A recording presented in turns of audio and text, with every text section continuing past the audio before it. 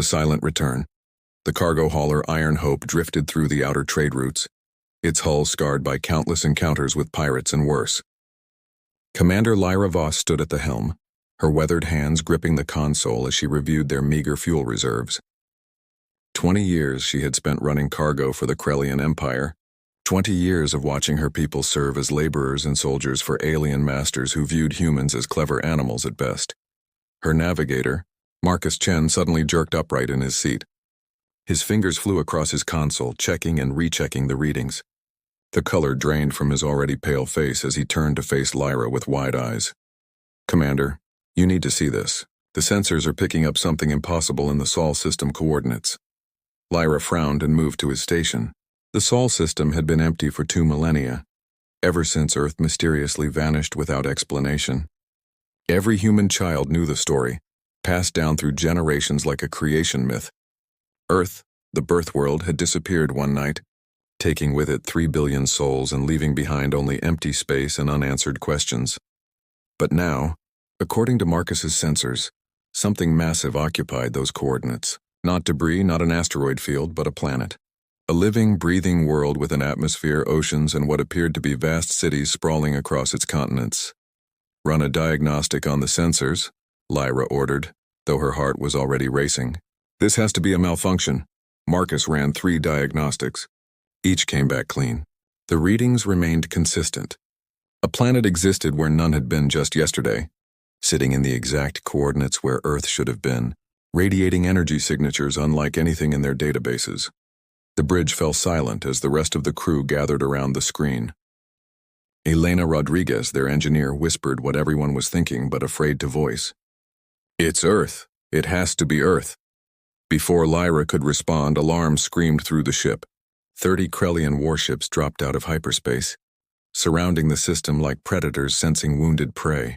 The Krellian Empire had monitoring stations throughout this sector, and they had detected the anomaly too. A message crackled through the communication system, delivered in the harsh clicking language of the Krellians. Lyra understood it perfectly after years of servitude. "By order of Supreme Commander Zektar, this system is now under Krellian jurisdiction. All vessels will maintain position while we investigate and claim this world for the Empire." Rage boiled in Lyra's chest. For 2,000 years, humanity had been scattered, enslaved, treated as second-class citizens throughout the galaxy. And now, when their homeworld returned, the Krellians would claim it like vultures descending on a carcass. The Krellian fleet moved forward in perfect formation, their weapons powered and shields raised. They approached the planet with the confidence of conquerors who had never known true defeat. Lyra watched helplessly from her small cargo hauler, knowing her ship's weak weapons couldn't even scratch their shields. The lead Krellian dreadnought reached the planet's outer atmosphere. Supreme Commander Zektar's voice boomed across all channels, broadcasting his claim in dozens of languages. "This world now belongs to the Krellian Empire. Any resistance will be met with—" The transmission cut off mid-sentence. From the planet's surface, pillars of light erupted skyward. Not laser beams or plasma bolts, but something else entirely. The light seemed to bend reality around it, causing space itself to ripple and distort. The first pillar struck the Krellian dreadnought, and the massive warship didn't explode. It simply ceased to exist, erased from reality as if it had never been built. More pillars followed, each one perfectly targeted, each one absolutely devastating. The Krellian fleet, which had conquered 100 worlds, scattered like leaves before a hurricane. Some tried to flee, others attempted to return fire, but nothing they did mattered. The planet's defenses swept them aside with casual, terrifying ease. Within minutes, half the Krellian fleet was gone. The survivors fled into hyperspace, their confident invasion transformed into panicked retreat. The Iron Hope remained untouched, floating in space as the light pillars faded back into nothing. Then came the voice. It spoke in perfect, unaccented English, broadcasting on every human frequency simultaneously. The voice was neither male nor female, neither young nor old, but it carried absolute authority. "To all children of Earth scattered among the stars, you are recognized. To all others who would claim dominion over humanity's birthright, you are warned. Earth has returned. Earth remembers. Earth protects its own." Lyra felt tears streaming down her face, and she wasn't alone. Around her, the crew wept openly. Marcus fell to his knees. Helena clutched the nearest bulkhead for support. And even their toughest security officer, James Park, had moisture in his eyes. A new transmission came through, directed specifically at their ship. Vessel Iron Hope, you carry the genetic markers of Earth's children. Approach for verification and welcome. Do not deviate from the provided flight path. Navigation coordinates appeared on their screens, plotting a course through what looked like empty space, but their sensors showed as some kind of invisible defense grid. Lyra didn't hesitate. She engaged the engines and followed the path exactly. As they drew closer, Earth revealed itself in all its transformed glory. This wasn't the polluted, war-torn world their histories described. Cities of crystalline light covered entire continents, connected by streams of energy that flowed like rivers through the air. Orbital stations hung in perfect synchronization, each one the size of a small moon, bristling with weapons that defied conventional understanding.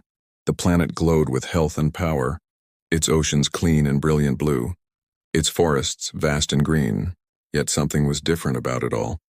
The cities didn't look built so much as grown. The technology seamlessly integrated with nature in ways that seemed impossible.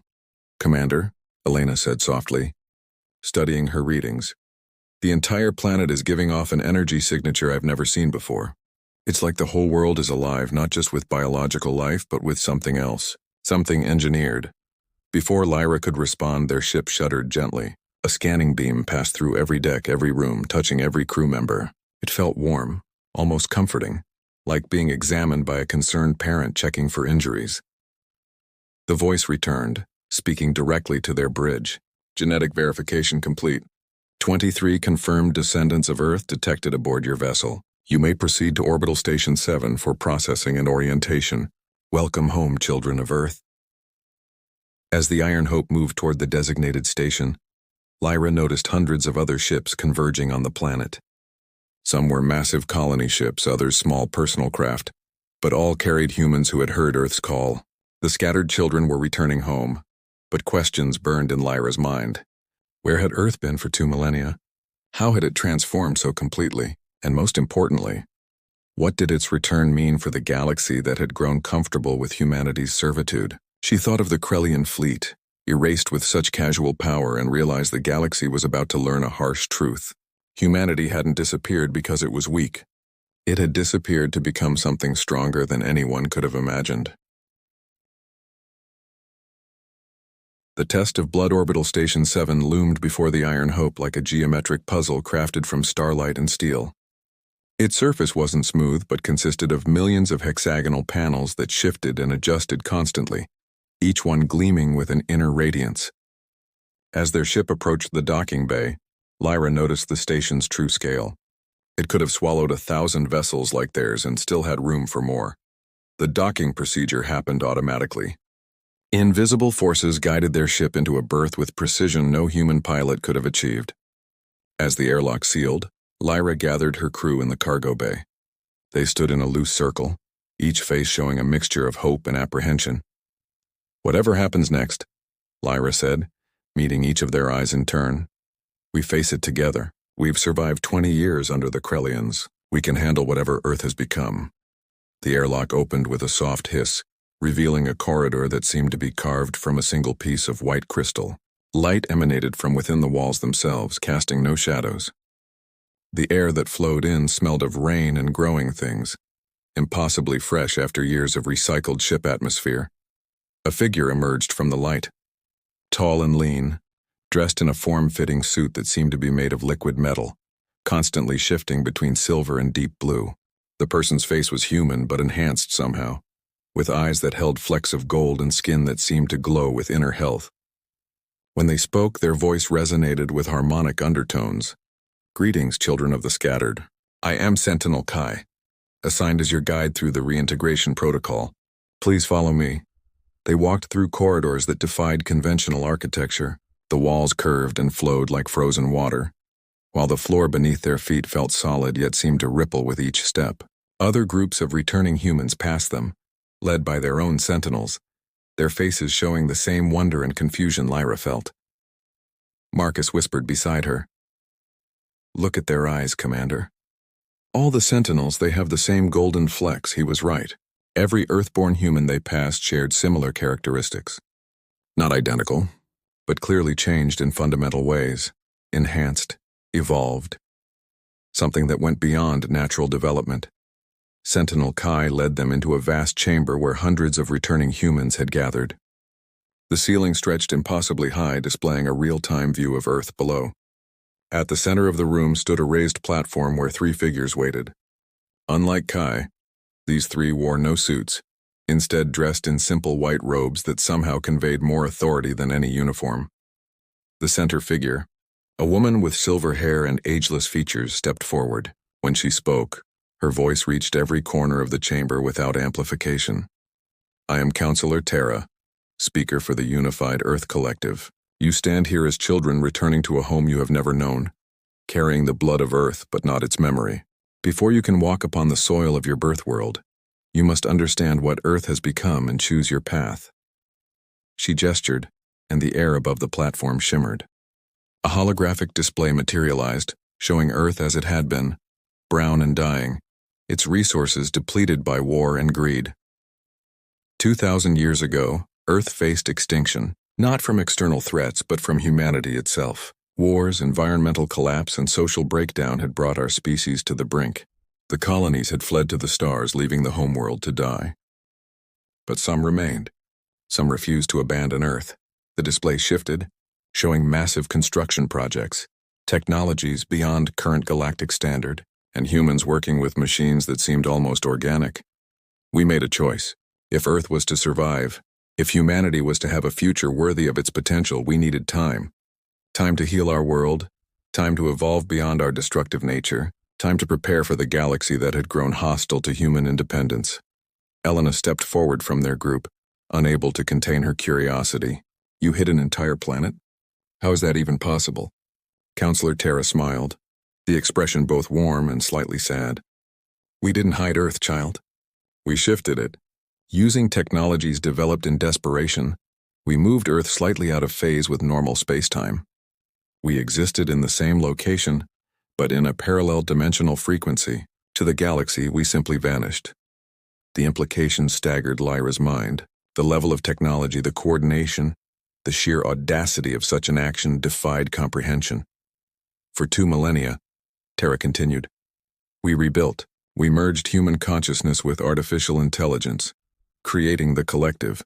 We reformed our genetics, eliminating disease, extending lifespan, enhancing our capabilities. We transformed Earth from a dying world into a living system, where technology and biology exist in perfect synthesis." She paused, her golden-flecked eyes scanning the crowd. "But we never forgot the scattered. We monitored your struggles, your enslavement, your degradation at the hands of species that saw humanity as weak. We waited until Earth was strong enough not just to return, but to protect all humans everywhere." A man from another group called out, "Why now? Why return now?" "Because the galaxy has grown bold in its oppression. The Krellian Empire publicly executed 300 human colonists last month for refusing to meet impossible mining quotas. The Vorthon Confederacy has begun forced breeding programs for human slaves. The Zalari Commonwealth harvests human neural tissue for their computers. We could no longer watch our scattered children suffer." Silence fell across the chamber, heavy with the weight of shared pain and sudden hope. Counselor Terra raised her hand, and the holographic display changed again, showing a branching path. "Now you must choose. You can return to your ships, continue your lives as citizens of the galaxy, and Earth will not stop you. Or you can undergo the reintegration protocol, join the collective, and become what humanity was meant to be." "What does that mean exactly?" Lyra asked, stepping forward. "This reintegration protocol?"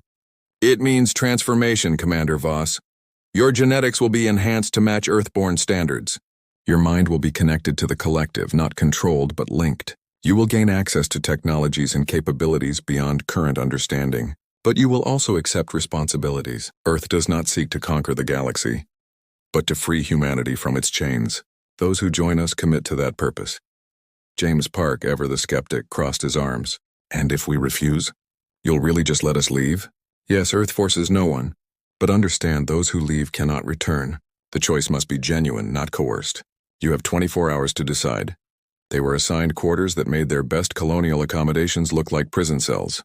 Each room adjusted automatically to personal preferences. the walls displaying images pulled from their memories of places that brought them comfort. Food appeared from synthesizers that created not just nutrition, but perfect recreations of half-forgotten childhood meals. Lyra's crew gathered in her quarters that evening, sitting on furniture that shaped itself to their bodies. The debate raged for hours. "It's everything we dreamed of," Elena argued, "a free Earth powerful enough to stand against any threat. How can we not join them?" "But at what cost?" James countered. "They're talking about changing us at a genetic level, connecting our minds to some collective consciousness. We wouldn't be human anymore." "We're barely human now," Marcus said quietly. 20 years of bowing to the Krellians, watching them treat us like intelligent cattle. At least Earth offers us dignity." Lyra listened to them all, weighing their words against the whisper in her heart that had already made its decision. When she finally spoke, her voice was firm. "I'm undergoing the protocol, not because I'm not afraid, but because I'm tired of fear being our primary motivation. For 2 decades we've survived by being small, quiet, and obedient. Earth offers us the chance to be more, to be part of something that can actually change the galaxy." One by one, her crew nodded agreement. Even James, despite his reservations, couldn't deny the pull of belonging to something greater than survival. The next morning, they stood with 700 other humans who had made the same choice. The reintegration chamber was a sphere of pure light, its interior filled with something that looked like liquid starlight. Counselor Terra stood at its entrance.